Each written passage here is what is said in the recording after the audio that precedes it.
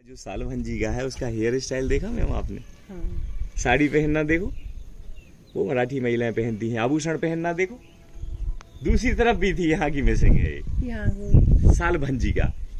इस महिला का संबंध है उस समय यूथ एंड प्रॉस्पेरिटी। कहते हैं कि अगर कोई वृक्ष में फल ना आते, अगर ये महिला उसको टच कर देना तो उसमें भी फल आने लगते। फ्रूट्स बने हुए देख रहे तिरभंग मुद्रा देखो आप तो उसके खड़े होने की।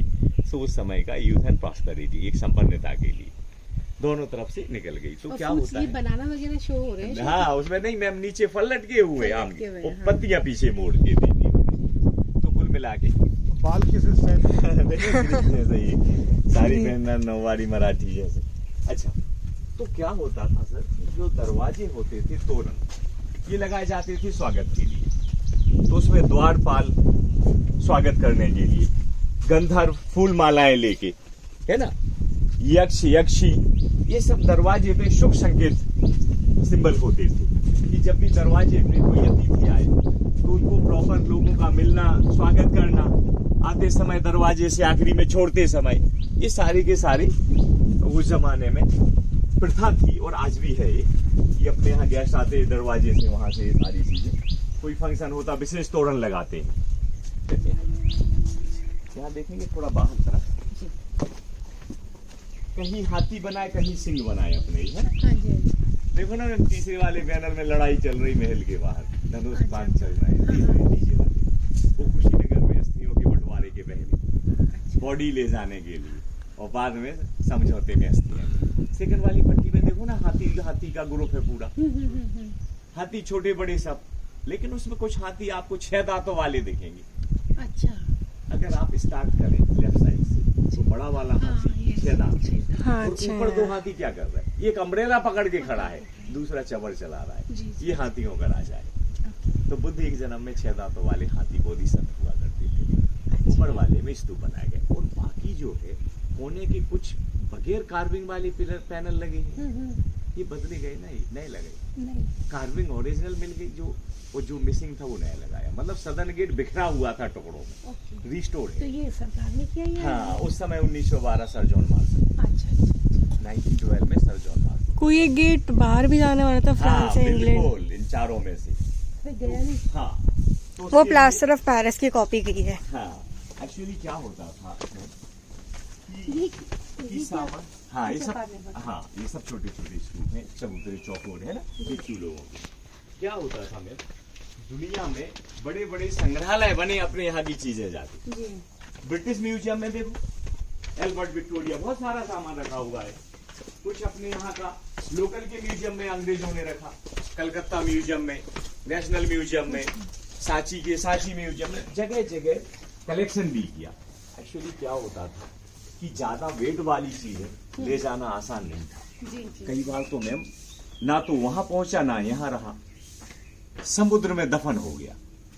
ओवर वेट होने की वजह से ज्यादा भारी सामान ले जाना, तो फिर वो क्या करते थे कि जो एंटिक चीजें, सुंदर ज्यादा, वैल्यू ज्यादा, वजन कम, ऐसी चीजें रखते थे, कुछ वहीं रखते थे। तो अंग्रेजों ने संग्रहालय जगह जगह बनाए थे। वैल्यू को तो जाना था उन्होंने, हाँ ये जरूर है कि ले जाना फिर अपनी जगह रखना। कई तो उपहार में देते थे, भाई देखो मैं वहां की संस्कृति की एक चीज लाया हूँ आपके लिए जो आपके यहाँ नहीं है। तो बहुत सारी यूनिक चीजें अपने लोगों को ले जाया करते थे। व्यापार तो करते ही थे। तो कुल मिला के कुछ लोग तोड़ते थे, कुछ ले जाते थे, क्षति तो होती रही अपनी संस्कृति की। ये देखो यहाँ पर भी 4 पिलर थे, ऊपर से भी यहाँ भी छत थी, पद्मासन देख रहे हैं आप, शरीर में कपड़े, ध्यान मुद्रा। तो पद्म, लोटस पे ध्यान करना ही पद्मासन है ना। तो कई तो यही है कि मैम लोगों ने तस्करी, व्यापार भी करने लगे। कई मंदिर इसलिए नहीं टूटे कि धर्म का विरोध था, कई लोगों ने लूटना शुरू कर दिया था उनमें। मैम यहाँ देखो, सम्राट अशोक की 2 पत्नी थी मैम, एक पत्नी विदिशा से, दूसरी पत्नी जो है ना कलिंग से थी। वो महारानी है पहली पत्नी, वो बुद्धिज्म फॉलो ना करती है। लेकिन अशोक ने तो कलिंग युद्ध के बाद युद्ध छोड़ दिया, बुद्ध को स्वीकार कर लिया। अब पहली पत्नी को ये चीज सीखनी लग रही थी कि चक्रवर्ती सम्राट, हम तो राज करते थे बुढ़िया, लेकिन ये तो भिक्षु हो गया है, मतलब मोनेस्ट्रियों में जा रहा है, ध्यान कर रहा है, राज्य छोड़ दिया है, तो ठीक नहीं लगा। तो वो उनको वहीं खींच के ले जा रही है पटना के लिए, देख रहे। और विदिशा देवी जो यहाँ से थी, वो व्यापारी की बेटी थी, वो उनको कंधे पे पकड़ के रखी, छोड़ नहीं रही है यहाँ। और अशोक देखो मैम घुटने केवल, अनकॉन्शियस है। तो अशोक सम्राट और दोनों वाइफ के साथ हैं यहाँ पे। अच्छा, विदिशा के हाथी दंत कार्य कारीगर, विदिशा के लोगों ने ये कार्विंग की है, वो इस लेख से पता चलता है। अच्छा, यहाँ क्या है इस ट्रे के अंदर? बुद्ध देव के केस, उस पे अम्ब्रेला है। जी जब उन्होंने घर छोड़ा था तो अपने सारथी को सामानों का एक पोटली दे के गए थे। उसमें क्राउन था, आभूषण थे, उनका मुकुट था, उनके सारे कपड़े थे, क्योंकि वो तो एक सन्यासी के रूप में गए थे। तो उन्होंने अपने केस भी काट के उपाली को दिए थे। तो ये बुद्ध के केस रखे हुए हैं। तो कुछ तो बुद्ध के शिष्य उनके जीते जी भक्त हो गए, तो और वो ले गया उनके केस और उनके नेल, कहाँ? Rangoon stupa Burma. और बाद में अशोक के बच्चे, जो बुद्ध के दांत, ऐसी चीजें यहाँ आई थी।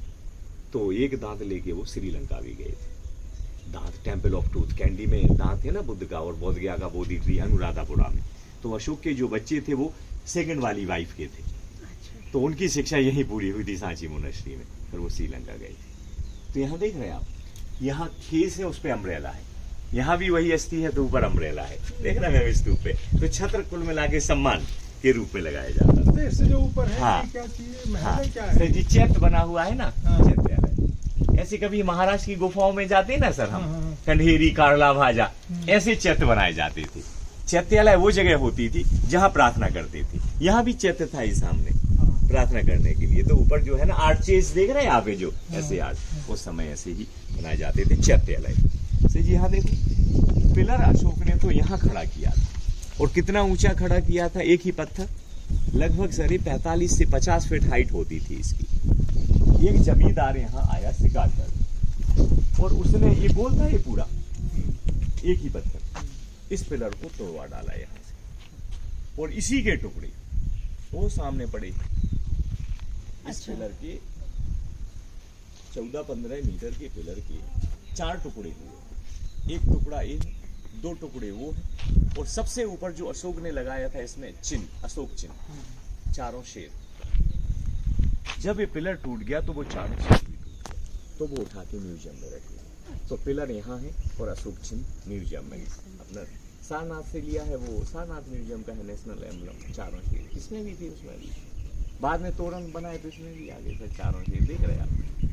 तो अशोक जहाँ जहाँ जाते थे वो अपनी पहचान कैसे छोड़ते थे? अपनी मुद्रा स्थापित करके। पिलर पे मुद्रा ही तो लगाई जाती थी, और क्या लिखे जाते थे? उनके रूल्स, राजा का संदेश। कहाँ लिखा?